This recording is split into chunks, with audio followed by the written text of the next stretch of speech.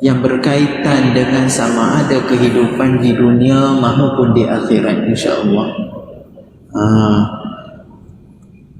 Kelang-kabut sebenarnya duduk exam tauliah negeri Perak, dia buat secara online. Dia jadi kelang-kabutnya macam gempa bumi sikit lah. Duk mengaji kitab turas kalau di negeri Perak. Ujian dia ada 7 subjek, jadi kita terpaksa mengaji banyak kitab sikit untuk jawab soalan. Jadi kelang-kabut tu dalam masa yang sama tu kita menghadap juga kuliah.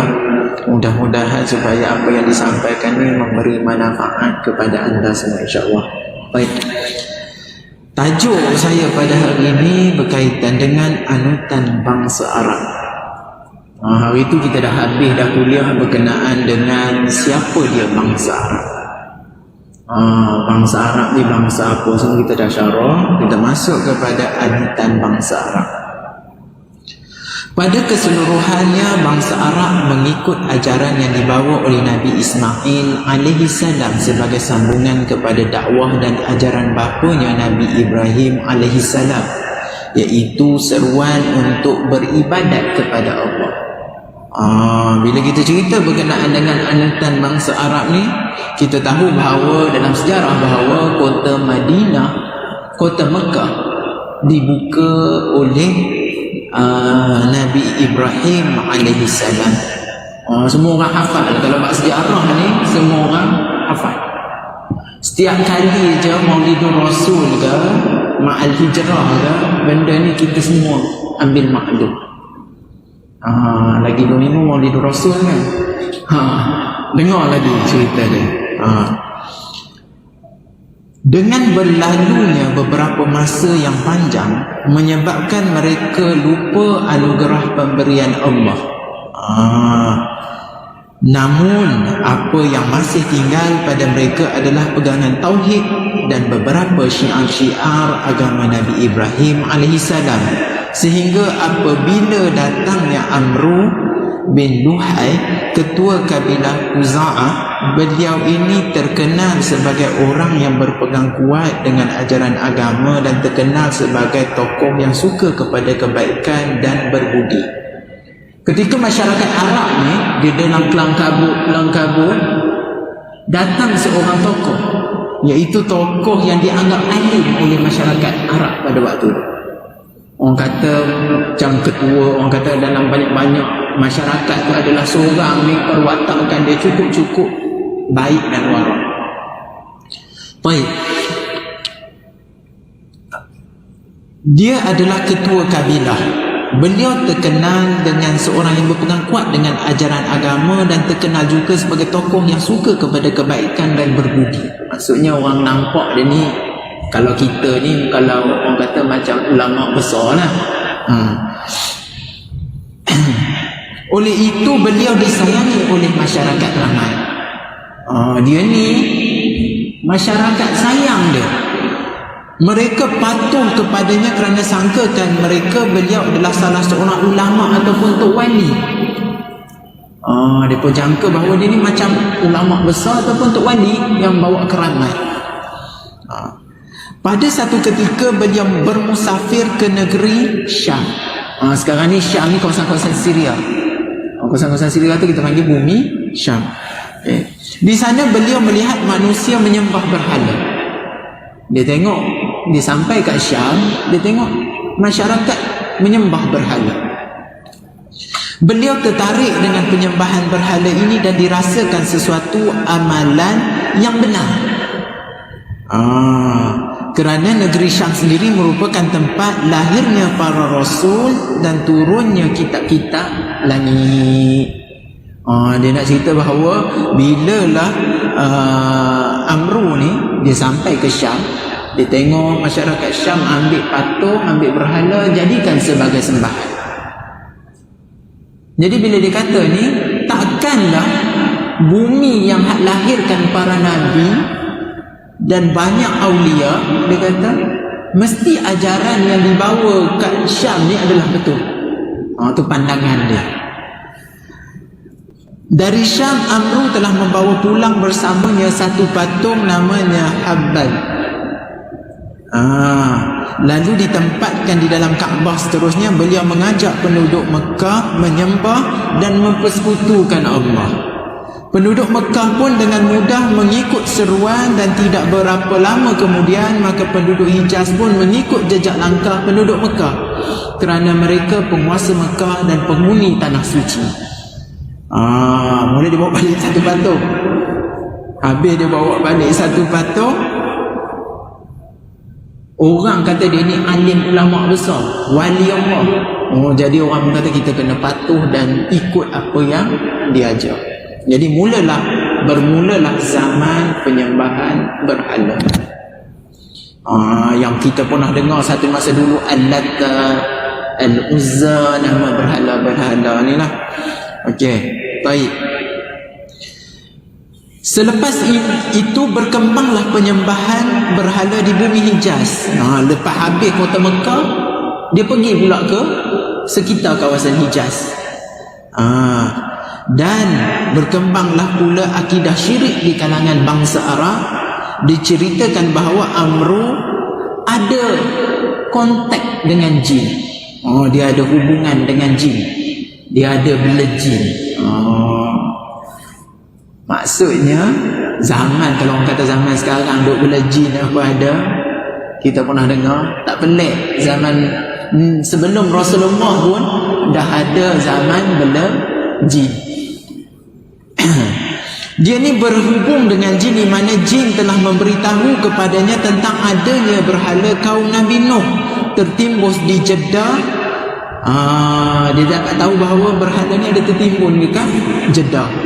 Jadi dia dapat tu, dia pun pergi korek berhala tu, lalu dibawa pulang dan dijadikan sebagai bahan sembahan.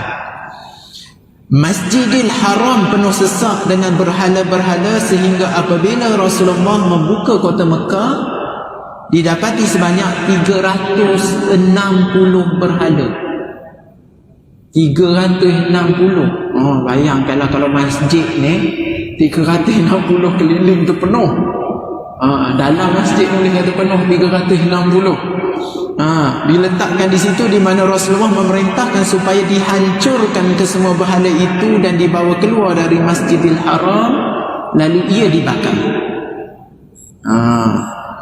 Begitulah keadaan di mana syirik dan penyembahan berhala merupakan di antara gejala amalan jahiliyah yang mana mereka sangkakan ia adalah amalan Nabi Ibrahim alaihissalam.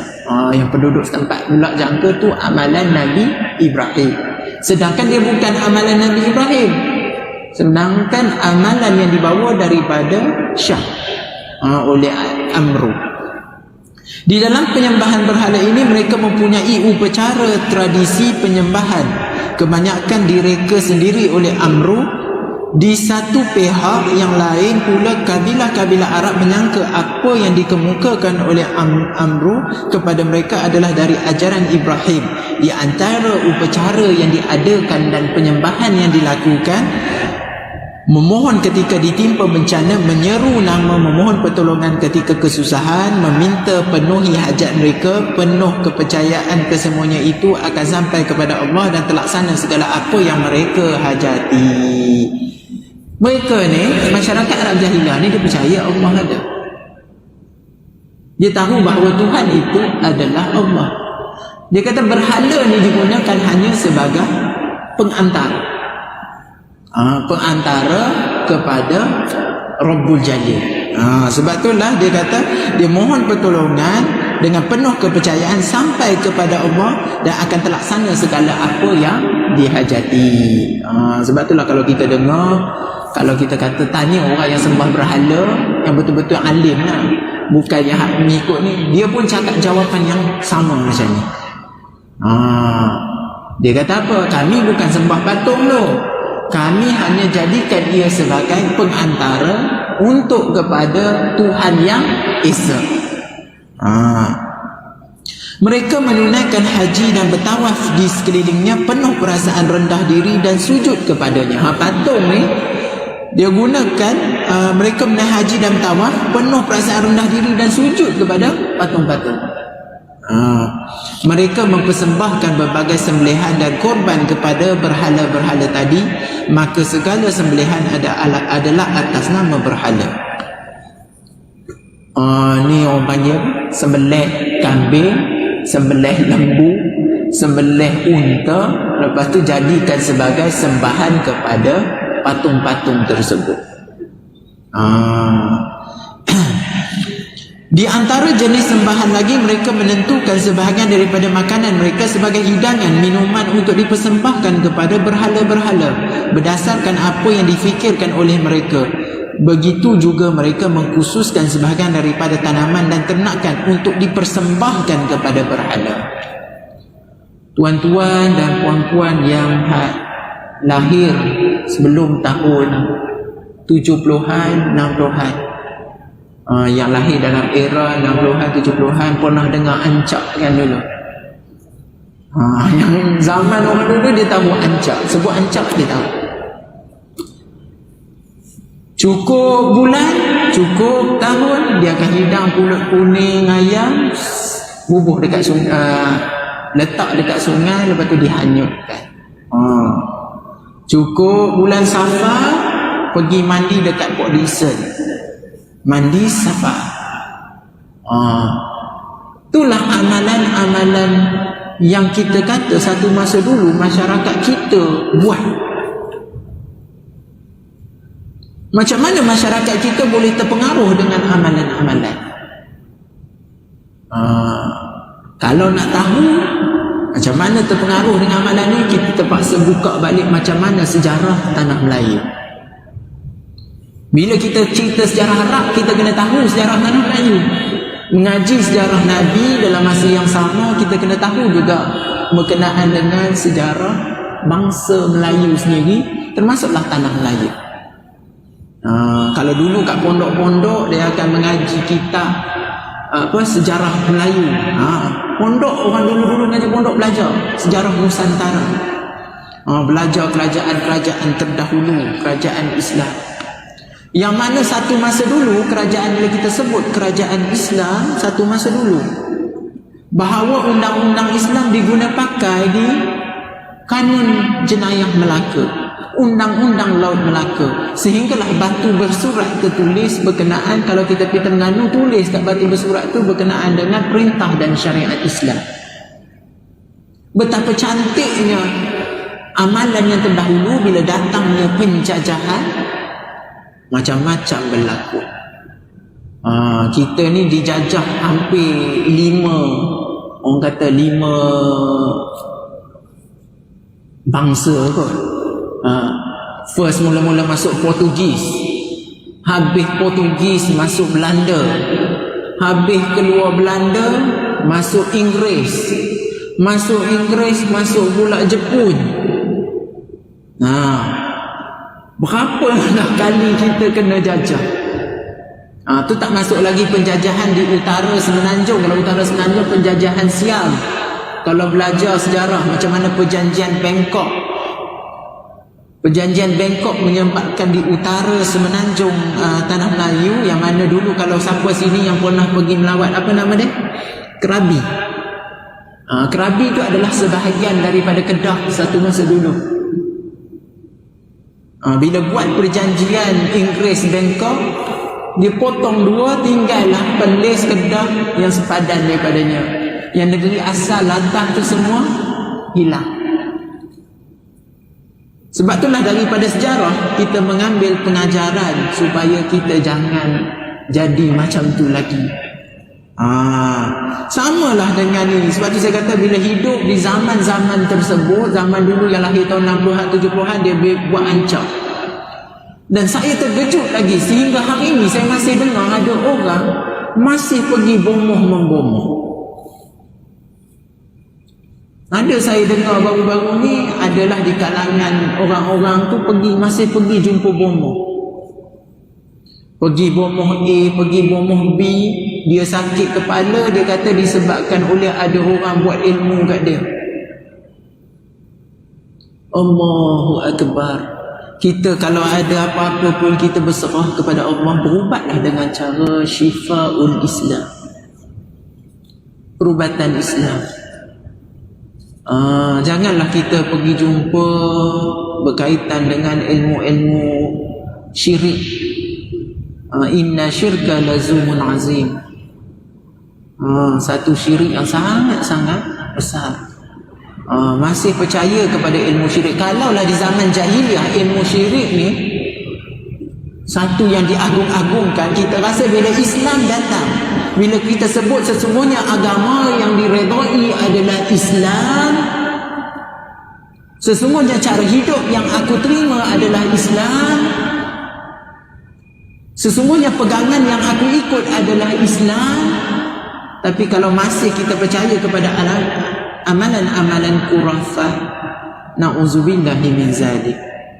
Ni orang suruh mengaji kitab sifat-sifat Allah, mengenal, belajar siapa yang boleh bagi mudarat, siapa yang tak boleh bagi mudarat.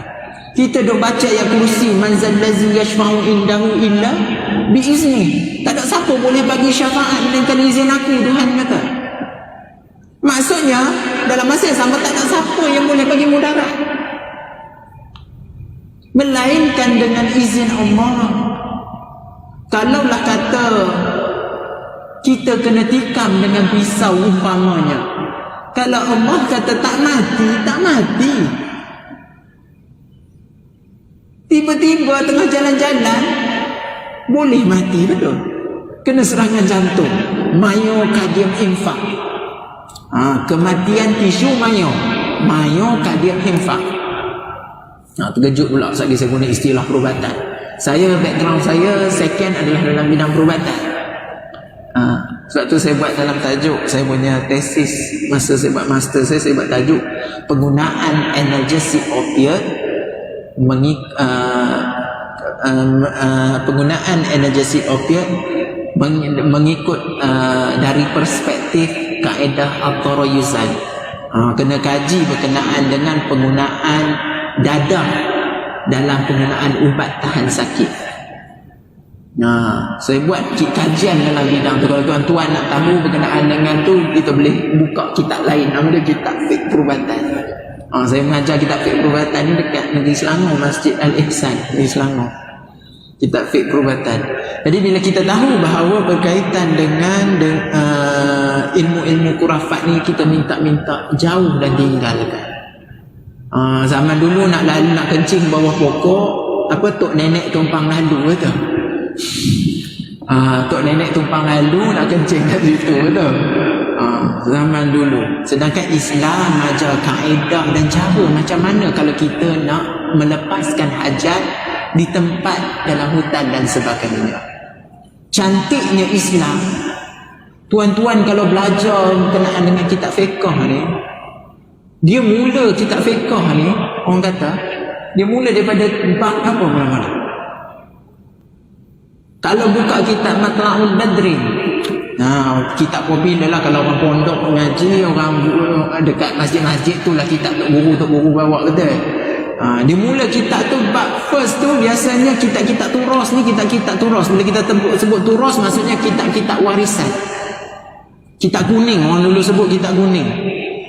Muka depan dia tu akan cerita first kali bab akidah, tapi bukanlah secara detail, dia cerita secara umum. Lepas tu dia masuk kepada bab air bersuci, bab taharah biasanya. Sebab kita ni Tok Guru, kita pergi mengaji lama, tapi setiap kali mengaji kitab tak habis, Tok Guru dah mati. Lepas tu bila datang Tok Guru baru, start balik kitab tu. Tak habis-habis bab taharah. Kalau makcik tu dia start daripada muda mengaji bab haid sampai dah putus haid pun dia mengaji bab haid lagi. Tak habis-habis sebab kita ni tak istiqamah dalam menuntut ilmu, betul? Itu salah satunya. Yang kedua, pengajian-pengajian di kuliah-kuliah masjid kita ada limitation. Maksudnya terhad pada waktu-waktu tertentu. Maksudnya kalau lah kata kuliah fiqh minggu ni, bulan ni, tunggu pula tahun depan, bulan depan. Tunggu pula bulan depan baru dapat masuk tajuk yang seterusnya. Baru start. Kalau tok guru dulu satu baris mengajar, dia punya syarah, dia punya ilmu punya tinggi, satu baris saja dia boleh syarah sampai 2 jam 3 jam. Datang pula minggu depan kalau dia ceramah, baris yang sama tapi dengan corak yang berbeza. Betapa tingginya ilmu para tok guru dulu. Tapi zaman sekarang dah pupus sikit demi sikit, terpupusnya ulama. Sayang 1000 kali sayang. Jadi ambillah peluang selagi mana ada ulama, kita pergi berguru. Pandai mana pun kita, jangan kita rasa kita dah cukup tahu semua. Saya cakap terang-terang, bila saya belajar, sambung belajar, rupa-rupanya betapa bodohnya aku. Banyak benda yang lagi tak tahu. Lagi belajar lagi tak tahu, lagi belajar lagi tak tahu. Tapi kita pelik, orang sekarang baru sikit belajar serba tahu. Masuk dalam Facebook, masuk dalam laman sosial, jadi ulama. Tulis hadis ni, tulis dalil ni, tulis hujah ni. Sedangkan lagi banyak belajar, lagi banyak kita rasa betapa jahilnya kita, terasa luasnya ilmu Allah Subhanahu wa ta'ala. Sebab itulah bila saya belajar, saya sambung belajar daripada peringkat 1 step ijazah masuk ke master, saya kata ya Allah, banyak lagi yang tak tahu.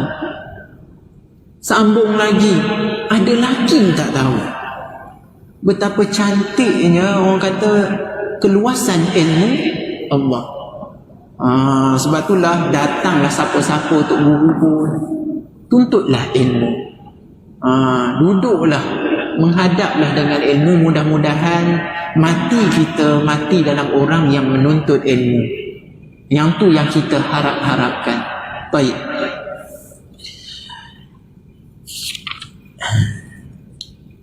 Di antara persembahan kepada berhala adalah jenis nazar pada tanaman dan ternakan. Dan di antaranya lagi termakan yang dilarang dan dipantang membuat sebarang kerja, tidak ditungganginya, tidak diminum susunya, tidak diambil bulunya sebagai tanda, dibelah telinganya. Dicerita bahawa termakan yang dilarang, binatang ni kalau termakan yang dilarang dan dipantang membuat sebarang kerja, tidak ditungganginya, tak digunakan untuk ditunggang, tidak diminum susunya, tidak diambil bulunya sebagai tanda dibelah telinganya. Lepas tu termakan yang dinazar lalu dibiarkan hidup di antara termakannya yang lain untuk berhala mereka, tidak membuat kerja dan tidak dimakan dagingnya. Biri-biri betina sekiranya beranak 10 anak, betina berturut-turut 5 kali, maka anak itu untuk kaumnya. Tapi kiranya anak itu jantan, maka anak itu adalah untuk berhala. Ini amalan-amalan yang dibuat untuk sembahan kepada berhala daripada binatang ternakan. Okey. Orang-orang Arab melakukan semua ini dengan berkepercayaan bahawa inilah jalan untuk mendekatkan diri kepada Allah. Boleh menghubungkan mereka kepada Tuhan dan boleh memberi syafaat untuk mereka sebagaimana yang telah dinyatakan oleh mereka. Menjadi amalan orang-orang Arab juga mereka menilik nasib dengan anak panah. Menilik nasib dengan anak panah terdapat 3 cara. Satu dengan cara ya atau tidak. Cara ini dibuat untuk tindakan kepada kerja-kerja seperti bermusafir, berkahwin dan sebagainya. Jika tercabut anak panah tertulis ya, mereka terus melakukannya. Sekiranya tercabut anak panah tidak, maka mereka tangguhkan untuk cabut keduanya pada tahun hadapan. Ni tilik nasib. Orang Melayu pun satu masa dulu pun percaya juga tilik nasib. Dia ambil, kalau orang dulu dia ambil rantai emas sebelum perempuan tu nak kahwin, dia ambil rantai emas, lepas tu dia letak kat tapak tangan, lepas tu dia tengok berapa kali pusing anak lelaki. Kalau macam straight, tak saya lah, straight lelaki, kalau bulat perempuan. Dia tilik nasib zaman dulu. Tu tilik nasib nak tengok jantan dan betina. Betina pula, perempuan, lelaki dan perempuan. Tilik nasib. Zaman jahiliah pun dia buat kat anak panah tu, dia balut, dia atau tidak, betul cabut. Kalau kita tengok ada dalam ajaran satu kaum ni, dia goncang, betul dia campak, betul. Ajaran satu agama ni dia goncang, campak, lepas tu tengok apa yang tertulis pada kayu tersebut. Ini amalan jahiliah dah buat dulu lah ni. Kita pula sekarang ni nak tiru balik amalan jahiliah. Bertenung nasib. Zaman dulu ingat ada, kalau ada orang India zaman dulu, dia baru benda burung apa, burung nuri ke yang warna hijau. Dia duduk tepi kaki 5, lepas tu dia suruh pergi tilik nasib, betul. Suruh cabut nombor, suruh teka nombor, betul. Kalau tak silap saya lah zaman dulu, saya sempat, masa saya kecil-kecil saya sempat. Masa saya kecil tu saya sempat, ada seorang India tu, dia duduk tepi bank pula tu. Dia cabut, dia suruh burung tu cabut nombor mana yang naik. Kalau betul lah India tu, kalau betul lah dia betul-betul pilih nasib, kenapa dia tak cabut untuk diri dia? Kenapa tak cabut diri dia untuk jadi kaya dulu? Kenapa dia perlu cabut untuk orang lain untuk jadi kaya? Kat situ dah tahu dah kena tipu. Tapi orang kita tak peduli. Lagi kena tipu, lagi dia suka. Itu masalah utama. Disuruh burung tercabut belum. Sama juga orang pergi jumpa Tok Bomo, tujuan nak dapat nombor ekor. Kenapa yang Bomo tu dulu tak jadi kaya? Patutnya Bomo tu dulu jadi kaya. Bukan orang yang pergi kat Bomo jadi kaya. Bomo tu dulu jadi kaya. Barulah orang percaya. Itulah kata orang Melayu ni, kalau kena tipu nombor 1. Sebab tu disebut Melayu. Melayu, orang yang layu. Asyik kena tipu je. Tapi saya puji bangsa Melayu adalah satu bangsa yang sangat baik dalam dunia. Satu bangsa yang sangat baik dalam dunia. Kalau orang Arab, orang kita, kalau Syekh Arab datang, kita lah dahulukan Syekh Arab, betul. Agung-agungkan Arab. Sedangkan orang Melayu, adab dia sungguh cantik, sungguh halus. Cakap dengan orang tua beradab, cakap dengan orang yang lebih muda ada adab dia. Itulah bangsa yang penuh dengan adab dan tata susila. Orang Arab, siapa yang pergi haji, umrah, belajar dekat sana tahu, baik perempuan Arab, baik lelaki Arab, kalau nak kencing, dia kencing kat mana? Dia pergi je dekat tembok dinding mana-mana, dia kencing. Lepas tu dia istinja dekat dinding lah. Orang Melayu kita tak macam tu. Ada malu dia lagi, betul. Orang perempuan Arab kalau nak kencing macam mana? Dia duduk cangkung, lepas tu dia kencing. Lepas tu dia bangun-bangun tengok basah aja kawasan sekitar. Itulah kita nak maklum bahawa kita lah bangsa yang paling cantik, paling beradab. Saya boleh cerita macam mana bangsa Melayu ni menghasilkan satu bangsa yang sangat bijak. Bila dia berkata-kata, kata-kata dia sangat puitis. Orang kata bangsa yang boleh berbahasa adalah bangsa yang bijak. Baik. Okey. Kita sambung sikit Lepas tu menjadi amalan orang-orang Arab menilik nasib dengan anak panah, sejenis lagi dengan 100 unta dan diat iaitu denda, menggunakan cabutan dan sebagainya. Baik, kita akan sambung kuliah yang akan datang berkenaan dengan anutan agama. Sambungan dia cukup sekadar sini dulu. Dia tak boleh mengaji banyak-banyak, sakit-sakit kepala, betul. Kita mengaji, lepas ni kita akan mengetahui yang lebih lanjut, kita akan belajar sambungan berkenaan dengan anutan bangsa Arab, insya-Allah. Kita akhiri dengan tasbih kifarah dan surah Al-As.